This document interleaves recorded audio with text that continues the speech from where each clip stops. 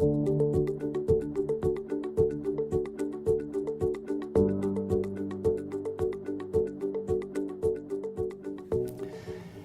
my name is Sean Copeland and I'm Chairman and CEO of Regent Bank, and welcome to another edition of Regent Elevate, our weekly video series where we try to bring you information to take you and your business to the next level.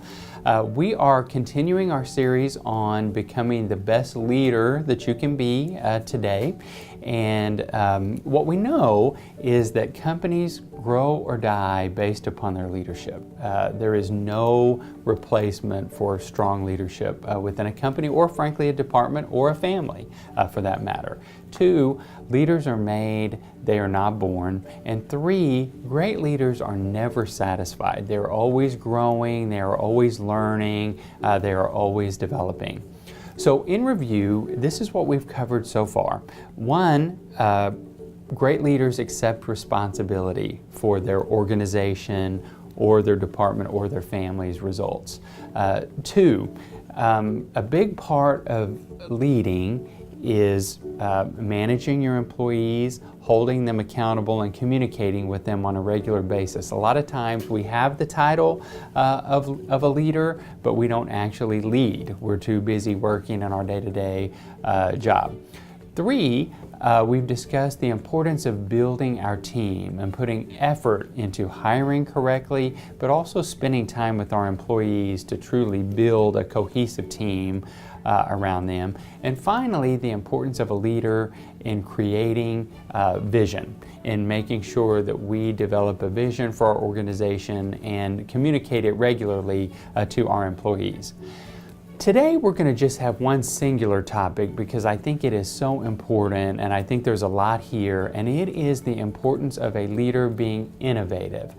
A lot of times as leaders, we tend to delegate innovation to somebody else within the organization. It might be the head of marketing, it might be the head of R&D, research and development, product development, something like that. I want to submit to you today that innovation is the leader's role. And the reason for that is because you're the one that understands the full vision of the company. You are the person that oftentimes founded the company. You're the person leading the company forward. So it's important that you make innovation a big part of your job. So how can you as a leader become more innovative? And again, this is whether you're leading a company, a department, or your family. How do you become more innovative? Number 1, I think it's important to block time on a regular basis to think about how to make your organization better. So I set time aside every week, 2 hours on Wednesday from 8:30 to 10:30. Our exec team has blackout times that we are supposed to work on strategic priorities for the company and think about how do we make it better. You need to focus both internally and externally. So what are the issues that we need to improve upon internally? Employee issues, service issues, are there bottlenecks within the organization, but also externally, what new products, what new services, what new marketing do we need to do? What is our competition doing? That type of thing. Number 2, I think it's very important to get out of your day-to-day routine and go to some seminars or classes or other events that will help you to learn what's going on outside and to get some new ideas. Personally, I think it's important to attend at least 2 outside seminars or events on an annual basis, just to get a new perspective and bring in some new ideas.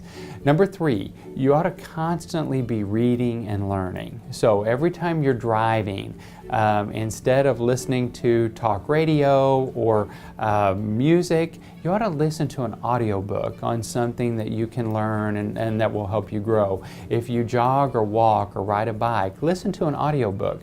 via Audible or something like that, where you're always growing and picking up new ideas.